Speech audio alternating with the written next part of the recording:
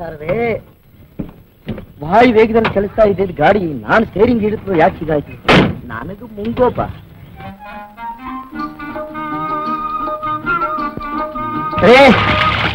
ನಿಮ್ಮನೆ ಈ ಊರಿನಲ್ಲಿ ಕಾರ್ ರಿಪೇರಿ ಮಾಡೋರು ಯಾರಾದ್ರೂ ಇದ್ದಾರ?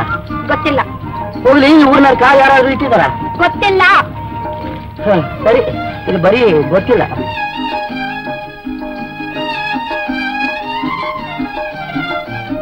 ಹಲೋ, ನಾನು ಹಾಲಿನವಳಲ್ಲ ಮೊಸರಿನವಳು ಅಲ್ಲ.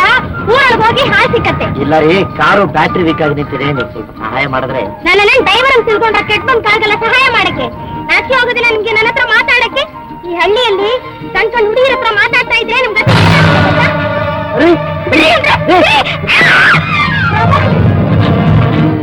ಏನಿದೆ ಇಷ್ಟು ಗಾಬರಿ ಓಡ್ ಬರ್ತಾ ಇದೆಯಾ? ನೋಡೆ, ಹಾಳಾದೊಂದು ಕೈ ದಲ್ದ್ಬಿಟ್ಟು ಅಟ್ಟಿಸ್ಕೊಂಡು ಓಡ್ ಬರ್ತಾ ಇದ್ದಾನೆ. ನೋಡ್ರಿ, ಇದು ನಿಮ್ಗೆ ದೊಡ್ಡ ಮನುಷ್ಯ ಶೂಟೋ ಬೂಟೋ ಹಾಕೊಂಡು ಕಣ್ಕಂಡು ಹುಡುಗಿಯನ್ನ ಕೈ ಹಿಡಿತಾ ಇರೋದ್ರಿಂದ ಬಿಟ್ರೆ ಕೈನ ಬಹಳ ಚೆನ್ನಾಗಿದೆ. ಅಪ್ಪ, ಅಶೋಕವನದಲ್ಲಿ ಸೀತೆಯನ್ನು ಕಂಡಾಗಾಯ್ತು ಈ ರಾಕ್ಷಸರ ಮಧ್ಯೆ. ಆ ಪುರಾಣ ಇರ್ಲಿ, ಅದೇನ್ ನಡೀತು ಮೊದಲು ಹೇಳಿ. ಏನಾದ್ರೂ ನಡೆದಿದ್ರೆ ಅಲ್ವೇನ್ರಿ ಹೇಳೋಕೆ? ನೀವ್ಯಾರು, ಇಲ್ಲಿಗೆ ಯಾಕೆ ಬಂದ್ರಿ? ನಾನ್ ಯಾರು ನನಗ್ ಗೊತ್ತಿಲ್ಲ. ಒಟ್ನಲ್ಲಿ ಹಳ್ಳಿಗೆ ನಾನು ಹೊಸಬ. ನೀವು ಇವಳ ಕೈ ಹಿಡಿದಿದ್ದು ನಿಜಾನೇ? ನಿಜ. ಈ ಕೈ ಹಿಡಿದಿದ್ದು ಎಳೆದಿದ್ದೇನೋ ನಿಜ. ಆದ್ರೆ ಎಂತ ಪರಿಸ್ಥಿತಿನಲ್ಲಿ ಪ್ರಾಣ ಹೋಗೋ ಪರಿಸ್ಥಿತಿ ಆದ್ರೆ ಹಾಗೆ ಮಾಡ್ಬೋದೇನ್ರಿ? ಚೇರ್ ಕಚ್ಚಿದ ಕೋತಿಯ ಕಣ್ಬಿಡೋದು ನೋಡು. ಯಾಕೆ ನನ್ ಕೈ ಹಿಡಿದ್ರಿ? ಹಾವು.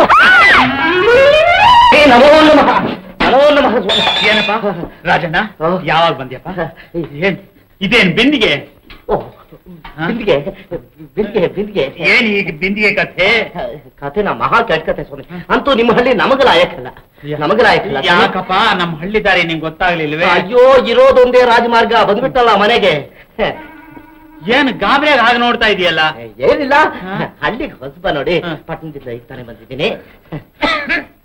ಓಹೋ, ಏನ್ ಸ್ವಾಮಿಗಳೇ ಪಟ್ಟಾಗಿ ಹಾಕಿ ಹಿಡಿದು ಬಿಟ್ರಲ್ಲ? ಇನ್ನೇನ್ ಅಷ್ಟೇ ಕಣಪ್ಪ, ಇನ್ನೇನ್ ಮೊದಲನಾಗೆ ಓಡಾಡೋ ಹಾಗಿಲ್ಲ, ಏನಿಲ್ಲ. ಅದಕ್ಕೆ ನಾನು ಇಲ್ಲಿಗೆ ಬರ್ಮಾಡ್ಕೊಂಡಿದ್ದು ನಿನ್ನ. ಸ್ವಾಮಿ, ನೀವೇ ಹಳ್ಳಿನ ಕೈ ಬಿಟ್ರಿ ಅಂದ್ಮೇಲೆ ನಮಗೆ ಇದನ್ನೆಲ್ಲ ಕಟ್ಕೊಂಡು ಆಗ್ಬೇಕಾಗಿರೋದೇನಿದೆ, ಆದಷ್ಟು ಬೇಗ ಜಮೀನಿಂದ ಹೋದಷ್ಟು ಬೆಲೆ ಮಾಡ್ಬಿಡಿ. ಕಟ್ಟಿ ಮುಟ್ಟೆನ ಅನ್ನು ಆಸ್ಪತ್ರೆಗೆ ಹೋಗೋಣ. ಇರ್ಲಿ ಕೂತ್ಕೋ. ನೀವು ನಡೀರಿ ಸ್ವಾಮಿ, ನಿಮ್ಗೆ ಗೊತ್ತಿಲ್ಲ. ಇರ್ಲಿ ಕೂತ್ಕೋ, ದಣದು ಬಂದಿದೀಯಾ, ಕೂತ್ಕೋ. ರಾಜನ, ಬಂಗಾರ ಬೆಳೆಯೋ ಭೂಮಿನ ಮಾರಿ ಪಟ್ನಾ ಸೇರ್ಬೇಕು ಅಂತಂತೀಯ? ಬಂಗಾರನೇ ನಾಪತ್ತೆ, ಇನ್ನು ಭೂಮಿಗೆ ಬೆಲೆ ಇಲ್ಲಿ ಬಂತು ಸ್ವಾಮಿ. ಹಾಗಲ್ಲಪ್ಪ, ಬೆಳೆ ಬೆಳೆಯೋ ಭೂಮಿನೇ ಭಾರತದ ಭಾಗ್ಯ. ಈ ಮಾತನ್ನ ಆಗ ಮಹಾತ್ಮ ಗಾಂಧೀಜಿಯವರು ಹೇಳ್ತಾ ಇದ್ದಾಗ ಜನ ನಗುತ್ತಾ ಇದ್ರು. ಈಗ ಆ ಮಾತಿನ ಬೆಲೆ ಗೊತ್ತಾಗ್ತಾ ಇದೆ. ಪಟ್ಟಣಗಳು ಉದ್ಧಾರವಾಗಬೇಕಾದ್ರೆ ಹಳ್ಳಿಗಳು ಮುಂದರಿಬೇಕು, ಹಳ್ಳಿಗಳು ಮುಂದರಿಬೇಕಾದ್ರೆ ನಿಮ್ಮಂಥವ್ರು ಪಟ್ನಾ ಬಿಟ್ಟು ಹಳ್ಳಿ ಸೇರ್ಬೇಕಪ್ಪ. ಅಂತೂ ನನ್ ಕೈ ಗುದ್ಲಿ ಕೊಟ್ಟು ಹೇಗೆ ನೇಗಿಲು ಹೊರಚು ಬಿಡ್ತೀರಾ ನೀ? ಹಾಗೆಲ್ಲ ಇಲ್ಲಪ್ಪ. ಸ್ವಾಮಿ, ಇವತ್ತೇ ನಾನು ಊರಿಗೆ ಹೋಗ್ಬೇಕು. ಏನಪ್ಪ ಈಗ ತಾನೇ ಬಂದಿದ್ಯಾ, ಆಗಲೇನೆ ನಿಮ್ಮ ಊರಿಗೆ ಹೋಗ್ಬೇಕು ಅಂತ? ಸ್ವಾಮಿ, ಪರವಾಗಿಲ್ಲ ಇರಪ್ಪ.